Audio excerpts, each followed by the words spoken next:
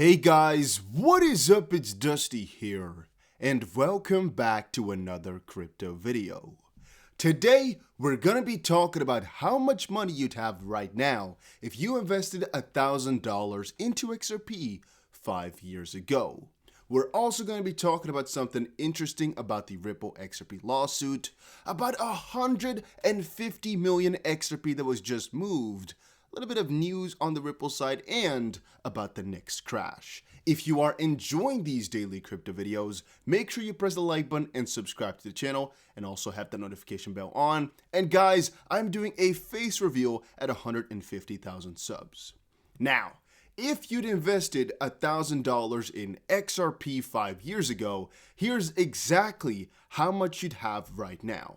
And the fun part about it is, in my opinion, that if you were to take some numbers of 1.5 months ago, this would be almost 2.5 times as high. But alright, if you put in $1,000 worth 5 years ago, it'll be worth 6 figures right now, which sometimes is crazy to think about. But 5 years ago, you could buy XRP for a little more than half a penny.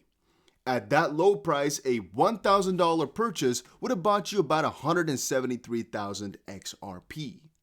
The price of XRP is now 85 cents.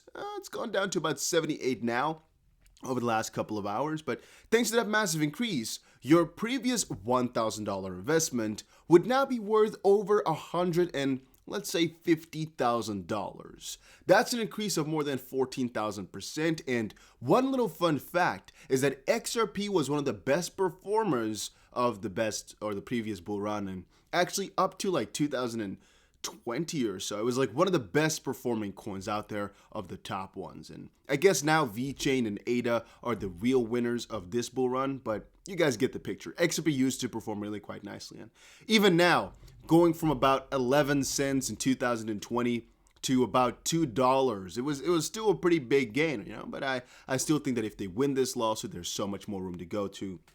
And that brings me to the next point of today. It is about this article right here. What's kind of interesting.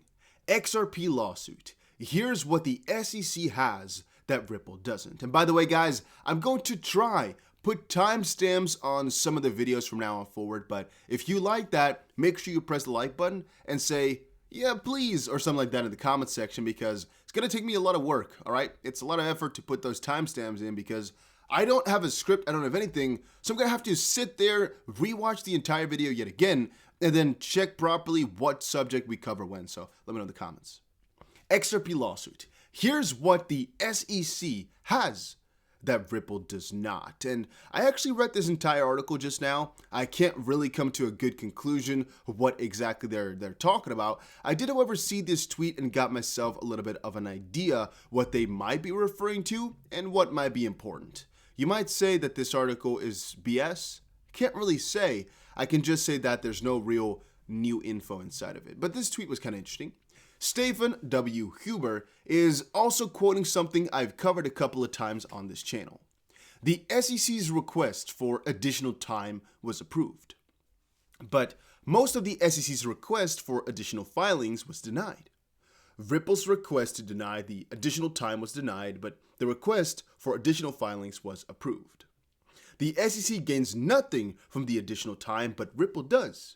On the other hand, Ripple gains additional information but loses a time and money due to the delays.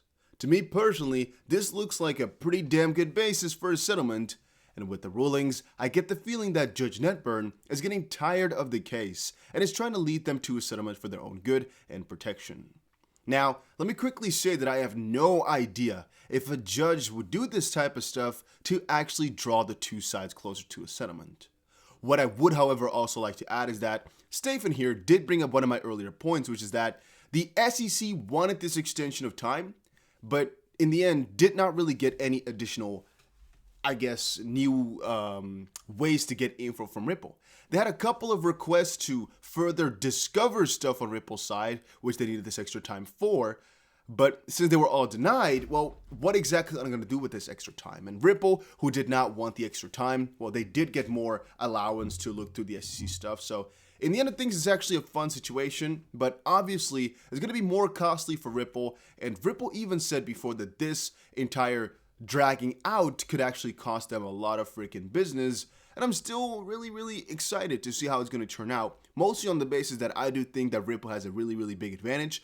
And also now reading this, it makes you think about a potential settlement coming up soon, which again, we have no confirmation of. But also, guys, just the fact that once this is all behind the freaking way, we can finally start getting excited again. I've read way too many lawsuit reports, way too many of these articles. I am really freaking done with it. Then 148 million XRP was shifted by top-tier digital exchanges while the coin drops to 70 cents. These types of articles we've also covered quite often on the channel here. It was pretty interesting, but alright. Almost 150 million XRP tokens have been moved by major trading companies in the past 24 hours, while the token has seen a minute decline. Wow, okay. Now, 50 million XRP was sent from an unknown wallet to Binance. Very often this means that it's a sale. If it's going from an exchange that is leveraged like Bybit to any other different exchange, it usually is also a sale. If it goes to an unknown wallet though, it usually means nothing, and so forward and so on. It's just, we usually like to measure exchange inflow and outflows, but for the rest, you can't really do too much with that. And here's a little bit of a story. Bybit exchange based in Singapore and registered in whatever has moved a staggering 83 million XRP to one wallet to another, or from its own wallet to another. The overall amount of XRP transferred from these platforms like Binance and I believe Huobi and whatnot was a whopping 148 million, but we can't really do too much with that info. So I'm going to try also not put that in the title this time because we have not that much info, but all right. Moving on, we got some news, right? El Salvador is in the news right now quite often, mostly because they're one of the first countries to properly regulate Bitcoin, or actually make it legal tender, I should say. Here's an article. According to the annual report of the Hipotecario Banco of El Salvador, the state bank has started using Ripplenet for cross-border real-time payments. This has been known for months now, and Bitcoin is the bot, and Ripple is going with it. Quote, a new system was created to make international transfers through the Ripple payment network, which is widely used by financial institutions around the world. Additionally, the new transfer processes were created and communicated to interested users, end quote. So yeah, over in El Salvador, if you start to think about it, there might be more of an appeal to XRP rather than any other crypto because they're already, again, one of the biggest banks over there, utilizing some Ripple tech. I'm kind of wondering how that's going to be continuing on from here. It's pretty interesting. He didn't mean bot, he meant bone when talking about Bitcoin. All right, and then the next crash. Interesting title name, interesting article, but actually not that interesting in reality. By the way, guys, if you're looking for a place to leverage trade, let me quickly tell you guys again, I am using Bybit most of the time. Right now, there's $1,700 worth of bonuses, and it might be something you'd want to check out. Why? Well, actually, like I referred to earlier in this video, $1,000 a couple of years ago turned into $150,000, right? You might think, oh, that's ridiculously much. Think about this. I've told you all, I like to just have some trades open every here and there that are long. What that means is that I have a leveraged position, in this case 2.5, open at about 77 cents, basically hoping to get the bottom before the price moves upwards. And what that basically means is I try to have a trade open so I am in there and I can get the entire wave upwards from here. And that's actually, if you kind of scroll back from a daily or weekly perspective, you can see, okay, here it's not been in here for long enough to actually showcase that. However, what it basically refers to is that you have a trade, for example, you open it up here, and it actually never gets back to that point. It only keeps going up and up and up from that point forward. I want to have such a trade. So if you get, for example, going from $1,000 to $150,000, that you don't just get $150,000, but you get, for example, $3.5 million because of some of the leverage that you did, or just double because of our 2.5, or I guess times 2.5 leverage. You guys get the idea though. I like to have some trades open because I kind of feel as if I can time the bottom properly, this is going to make such great returns, and I'm really excited about that. Okay, but yeah, link is down below for that one. The next crash, obviously you could have an exact opposite mindset where you're just having a short open all the time. I don't know, I'm just inherently more bullish on crypto to just have a long open rather than a short. Not sure if that's hypocritical or it just shows my bias, I guess. The next crash coming from Peter Schiff's not much will be brutal. Top crypto critic Peter Schiff asserts as his own son went all in on Bitcoin. Yeah, so there's a little bit of a family feud that we've caught up in. Spencer Schiff, 18-year-old guy who took out an 8% interest loan off Coinbase to fetch some Bitcoin into his asset satchel. Peter tweeted a hot swipe at hodlers by labeling his son defiant borrowing, a stark representation of the typical holder attitude. So even though I do think it's a pretty interesting thing to borrow at 8% to buy Bitcoin, I would like to say that this is not a thing of Spencer here being completely irresponsible on his own. This is kind of a strange parenting type of situation. If your son is 18 years old and you're, as a Bitcoin hater, right, very much Bitcoin hater, avid Bitcoin hater, allowing him to take an 8% loan to buy something which is so volatile, that's scary, all right? If it were to be, let's say, for example, 3%, maybe even maximum 4, maximum ever 6, we could still debate, right? But even at 6, it's not worth it, I think.